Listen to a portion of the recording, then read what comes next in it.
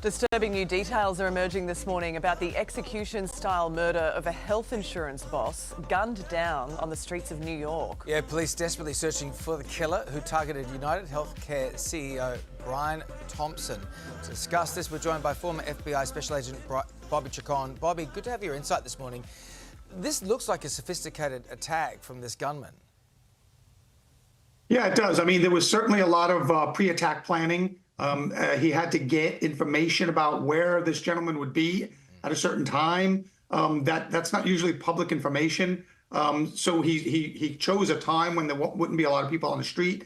How did he know that guy was coming? He had a hood on, he had a mask on, and he had a getaway. He had a getaway plan. He had an electric bike down an alleyway. He jumped on that. He went into Central Park, which is a big park in the middle of New York City, probably took clothes out of that backpack and changed his clothes. And he was able to get away. So there was some planning, both pre-attack and what he was going to do to get away.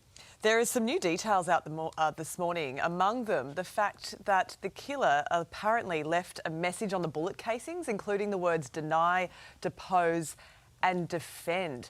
That appears to be a vital clue. What do you read into that? Yes, those three words have become like a mantra of a group of people. And they were actually part of a book several years ago written by people that have these insurance claims against insurance companies that keep getting denied. And the insurance companies basically have a policy that they keep, deny, delay, defend. Basically, these people die waiting for the insurance companies to cover their needed treatments. And so it becomes, very frustrating to people, and people lose loved ones and they lose their own lives while they're waiting and to fighting these insurance companies, their policies of defend, delay, deny. They deny the claims, they make the people appeal. It's just a very onerous process, and these people sometimes are waiting for life-saving treatments.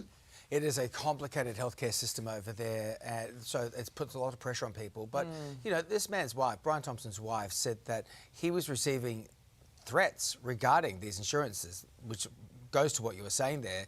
Is this a viable motive for the attacker? Well, absolutely. In fact, John Grisham wrote a book a couple of years ago called The Rainmaker. Then they made it into a movie, and it was about this issue of insurance companies basically letting people die while they defend, these claims that should be paid rightfully under these policies. And they know as long as they keep defending or delaying them, they may not have to pay. And so it becomes, if someone loses a loved one because the insurance company, didn't pay for treatment that could have saved that person's life, and the person was entitled to that insurance payment under their policy that they've been paying premiums on for years, you can see how someone could, hold that insurance company responsible for the death of their loved one. And they could be brought to a very emotional state to take revenge on it. Take us inside the FBI at the moment. A cell phone and a water bottle were dropped at the scene. They've been collected as evidence. We've got those new CCTV still images that we were showing a little bit earlier of the suspect, which are quite identifiable as well. Where do you think they'd be at, the detectives right now, in hunting this person? And do you think they're closing in?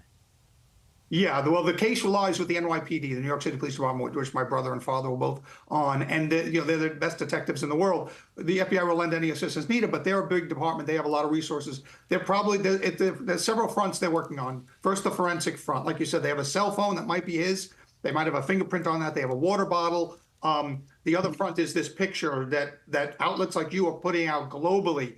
Somebody who knows this guy is going to recognize that face. And the third is they're interviewing co-workers. They don't know who he is yet, but they're interviewing people at that youth hostel, the hotel where he stayed, people that saw him on the street in that video. There's a woman standing there. She takes off. They're interviewing everybody that was in that neighborhood at the time, people that were in that Starbucks that served him, his drink, his bottle of water and his energy bars or whatever. So they're interviewing people. They're getting all that information. The digital stuff they're looking at all these videos and trying to put together where he came from and where he went to.